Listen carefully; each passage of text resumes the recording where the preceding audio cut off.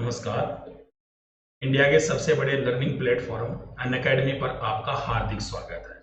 अब आप आरपीसी के एग्जाम इंडिया के सबसे बड़े लर्निंग प्लेटफॉर्म पर क्रैक कर सकते हो। इसके लिए आपको प्लस सब्सक्रिप्शन लेना होगा और उसके बाद में आप पा सकते हैं अनलिमिटेड लाइव और रिकॉर्डेड कोर्सेज इंडिया के बेस्ट एजुकेटर से। तो जल्दी से सब्सक्राइब कीजिए अनअकैडमी को। मेरा नाम दामोदर प्रसाद शर्मा है। ये आपके सामने प्लान दिखाई दे रहे हैं। कोई भी प्लान लोगे, मेरा रेफरल कोड यूज करोगे DM10, तो आपको मिलेगा 10% का डिस्काउंट। ये कोर्सेज अवेलेबल हैं जो कि आप इसका प्लस सब्सक्रिप्शन ले सकते हो। एक सब्सक्रिप्शन पर सारे एग्जाम की तैयारी कर सकते हो। ठीक है, मेरा नाम दामोदर शर्मा है और मैं आपको एक खुशखबरी देने के लिए आज यहाँ पे उपस्थित हुआ हूँ। दरअसल RS वैकेंसी 2021 नोटिफिकेशन आउट हो गया है।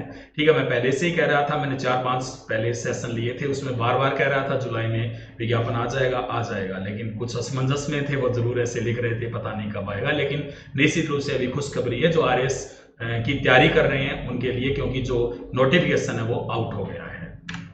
तो आरपीसी की साइट पर जाकर आप चेक कर सकते हैं। ठीक है, ये नोटिफिकेशन आया है राजस्थान लोक सेवा आयोग दिनांक 20/7/2021 को। ठीक है ना।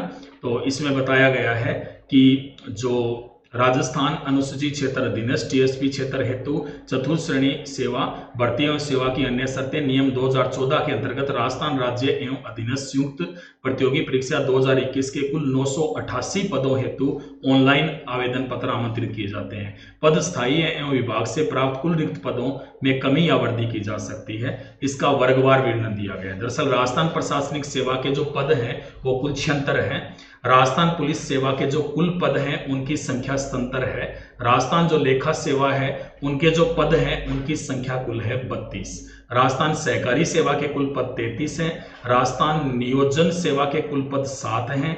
राजस्थान कारागार सेवा के कुल पद 9 है। राजस्थान उद्योग सेवा के कुल पद 4 हैं। इसके अलावा 3 पद है राजस्थान राज्य बीमा सेवा के, और 38 जो पोस्ट है वो है राजस्थान वाणिज्यिक कर सेवा के। राजस्थान खाद्य एवं नागरिक रसद सेवा के 6 पद हैं। राजस्थान पर्यटन सेवा के 4 हैं। परिवहन सेवा के 7 हैं और समेकित बाल विकास सेवाओं के लिए 8 हैं। राजस्थान देवस्थान सेवा के नहीं है इस अब की बार। राजस्थान ग्रामीण विकास जो सेवा है उसके जो कुल पद हैं वो 21 हैं। इसके अलावा राजस्थान श्रम कल्याण सेवा, आबकारी सेवा, ठीक है ना, ये दरअसल और भी पद है। राजस्थान राज्य कृषि सेवा विपणन अधिकारी के इनके 37 पोस्ट हैं कुल। ठीक है ना। तो इस प्रकार से जो कुल 968 जो पद है ना उनके लिए विज्ञापन जारी किया गया है। 968 पदों के लिए विज्ञापन जारी किया गया है। ठीक है ना। तो एक प्रकार से कह सकते हैं कि बहुत ही बड़ी खुशखबरी है उनके लिए जो कि तैयारी कर रहे हैं। ये नीचे राज्य सेवाओं के लिए सेवा के वेतनमान भी दिए गए हैं, किस प्रकार से हैं। अधीनस्थ सेवाओं के भी वेतनमान इसमें दिए गए हैं। इसके बाद में विशेष नोट दिया गया, केवल TSP क्षेत्र के लिए निवासित अभ्यर्थी TSP क्षेत्र, गैर TSP क्षेत्र के संबंध में अपनी प्राथमिकता क्रम आवश्यक रूप से अंकित करें। अभ्यर्थी द्वारा भरे गए प्राथमिकता क्रम के अनुरूप ही विचार किया जाएगा। प्राथमिकता क्रम भरे नहीं जाने पर TSP क्षेत्र हेतु आरक्षित पदों के विरुद्ध लाभ देय नहीं होगा। तो ये जरूर ध्यान रखना। अधीनस्थ सेवाओं की क्रम संख्या 2, 4, 8, 12 एवं 14 के पदों में ही विभागीय कर्मचारी हेतु पद आरक्षित है। अतः इन आरक्षित पदों हेतु संबंधित विभाग में कार्यरत मंत्रालयिक कर्मचारी ही आवेदन करें एवं आवेदन पत्र के कॉलम में DC विभागीय कर्मचारी का उल्लेख आवश्यक करते हुए अन्य आवश्यक पूर्ति करें, अन्यथा DC वर्ग का लाभ देय नहीं होगा। अन्य भागों में कार्यरत कार्मिक यदि इस वर्ग हेतु आवेदन करते हैं तो उन्हें इस वर्ग में पात्र नहीं माना जाएगा। ठीक है। इसके बाद में अराजपत्रित कर्मचारी हेतु आरक्षित पदों के संबंध में ये चीजें दी गई है। दरअसल किस किस प्रकार से गणना की गई है तो ये चीजें हैं। उसके बाद में मैं थोड़ा बता देता हूं आपको जानकारी।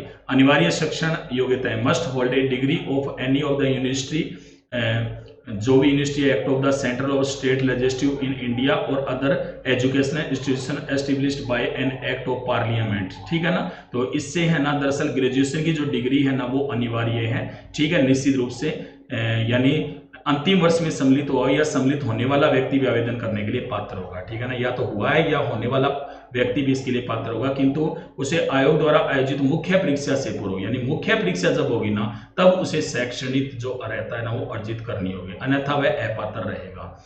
आयु सीमा है वो दिनांक 1/1/2022 को न्यूनतम 21 है, अधिकतम 40 ठीक है ना। तो 1/1/2022 से गणना की जाएगी, यानी 1/1/2022 से गणना की जाएगी। तो कुछ बच्चे पूछ रहे थे, तो उनके लिए निश्चित रूप से इस बात का यहाँ पर सॉल्यूशन हो गया है कि जो आयु की गणना है वो कब से की जाएगी, 1/1/2022 से की जाएगी। ठीक है। विज्ञापित पदों के अनुरूप दर्शाए गए आरक्षित पदों हेतु भिन्न वर्गों अन्य विशिष्ट श्रेणियों आयु सीमा में छूट के प्रावधान भी है। ठीक है, ये 5 वर्ष दी गई, इधर 10 वर्ष है। इसके अलावा सामान्य वर्ग की महिला को 5 वर्ष है। ठीक है, इसके अलावा विधवा वगैरह है ना, इनके लिए अधिकतम आयु सीमा नहीं है। ठीक है, इसके बाद में यदि अपन बात करें तो चयन प्रक्रिया, अभ्यर्थियों का चयन प्रतियोगी परीक्षाएं साक्षात्कार के माध्यम से किया जाएगा। परीक्षा का स्थान एवं माह सूचित किया जाएगा।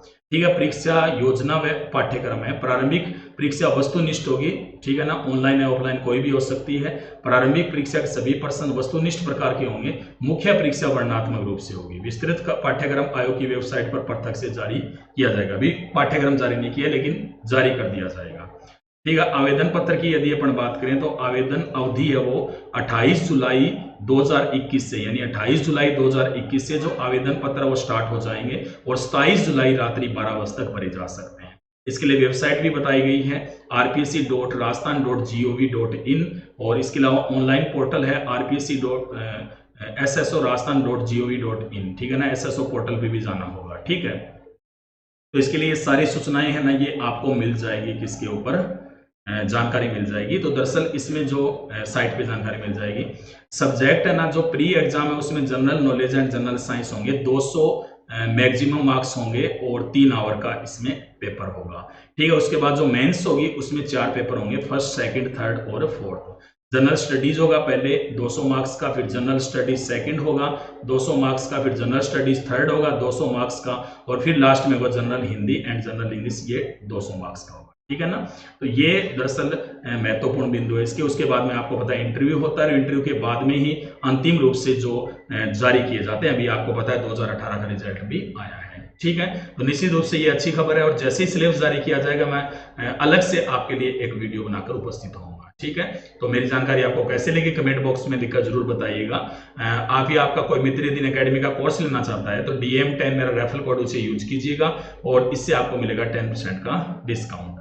सेशन को लाइक कीजिएगा, शेयर कीजिएगा, राजस्थान 360 को सब्सक्राइब भी कीजिएगा, बेल आइकन को प्रेस कीजिए ताकि आपको नोटिफिकेशन मिल जाए। तो आपको बहुत बहुत धन्यवाद।